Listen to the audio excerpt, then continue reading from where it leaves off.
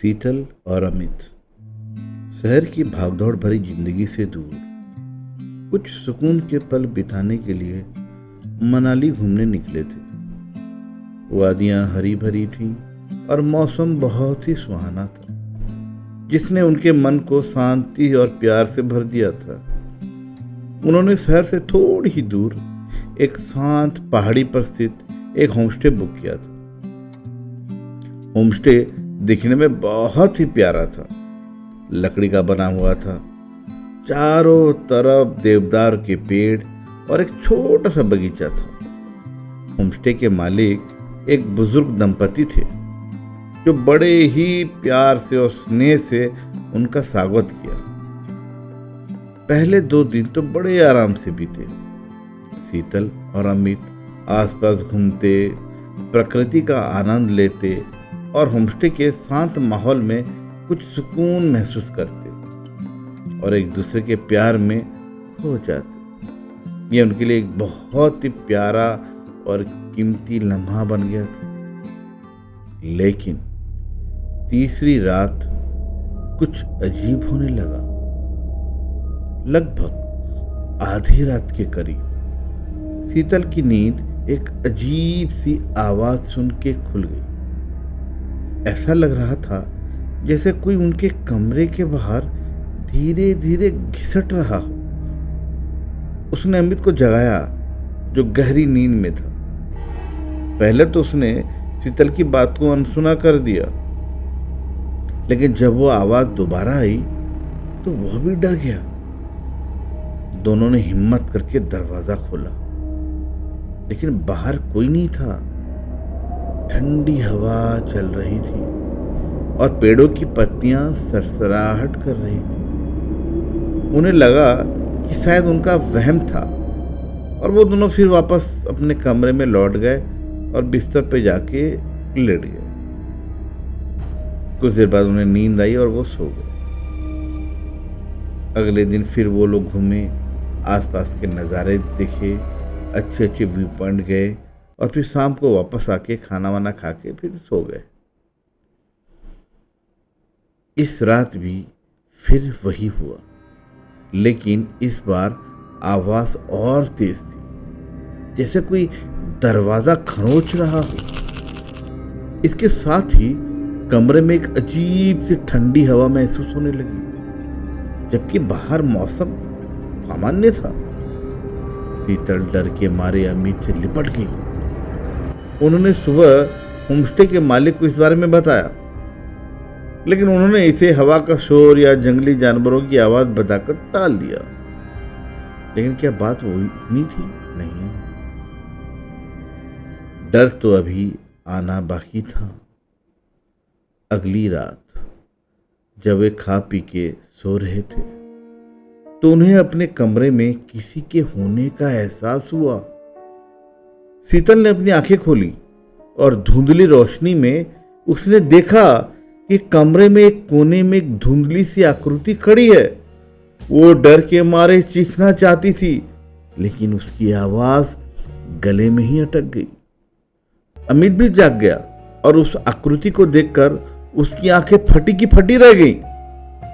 वह आकृति धीरे धीरे उनकी तरफ ही बढ़ रही थी। अमित ने हिम्मत करके लाइट जलाई, लेकिन तब तक वह आकृति गायब हो चुकी थी। कमरे में सिर्फ वही दोनों थे और उनके दिलों की धड़कनें तेज चल रही थीं। उन्होंने तुरंत अपना सामान पैक किया और सुबह होने का इंतजार करने लगे, ताकि वो किसी भी वक्त यहाँ से निकल जाएं। उन्हें अब इस होमस्टे में एक पल भी नहीं बिताना था। सुबह होते ही वो होमस्टे के मालिक के पास गए और तुरंत चेकआउट करने की बात की। उन्होंने रात में हुई घटनाओं के बारे में बताया, लेकिन वो बुजुर्ग दंपति उन्होंने उनकी बातों को अनसुना कर दिया और उन्हें जाने दिया। रास्ते में शीतल और अमित दोनों ही बहुत डरे हुए थे। वो समझ नहीं पा रहे थे कि उनके साथ क्या हो रहा था। जब वे मनाली शहर के करीब पहुंचे तो उन्होंने एक स्थानीय व्यक्ति को उस होमस्टे का पता बताया और पूछा कि क्या उसके बारे में कुछ अजीब बात सुनी है लोगों ने। उस व्यक्ति ने उनकी बात सुनकर उनको हैरानी से देखने लगा। उसने बताया कि वो होमस्टे कई साल पहले एक दुखद घटना का शिकार हो गया था। उस घर में रहने वाले एक युवा जोड़े की रहस्यमय तरीके से मौत हो गई थी। लोगों का मानना था कि उनकी आत्माएं आज भी उस घर में भटकती हैं। उसने यह भी बताया कि कई लोगों ने उस होमस्टे में अजीबोगरीब चीजें महसूस की हैं।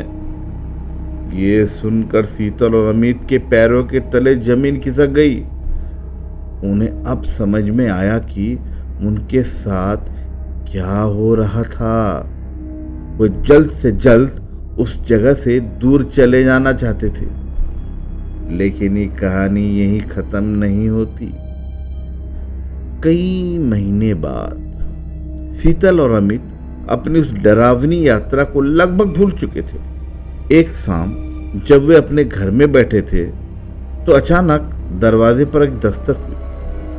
अमित ने दरवाजा खोला और सामने वही बुजुर्ग दंपति खड़े थे जो उस होमस्टे के मालिक थे। शीतल और अमित उन्हें देखकर हैरान रह गए। उन्होंने कभी सपने में भी नहीं सोचा था कि वो उन्हें दोबारा देखेंगे। बुजुर्ग दंपति ने अंदर आने की इजाजत मांगी और वो चुपचाप लिविंग रूम में आके बैठ गए। फिर वो बुजुर्ग महिला ने एक धीमी और भयानक आवाज में कहा, तुम लोग हमारे घर से बहुत जल्दी चले गए। हमने तो अभी तुम्हें अपना असली रूप दिखाया भी नहीं था। ये सुनकर शीतल और अमित के रोंगटे खड़े हो गए।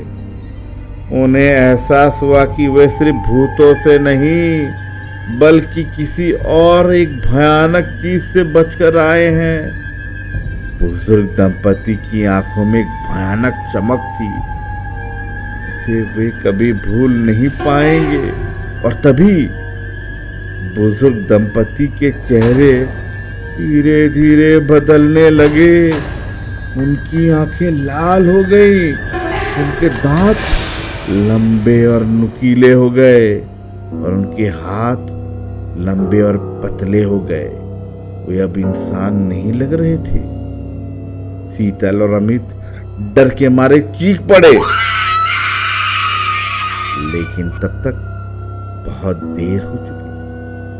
वो भयानक मोड़ था जिसने उनकी मनाली की यात्रा को एक कभी न भूलने वाली बुरे सपने में बदल दिया था। आज तक कभी ये पता नहीं चला कि शीतल और अमित कहाँ गए, और वो होमस्टे आज भी वहाँ लोग और कपल आते हैं घूमने और रहने के लिए।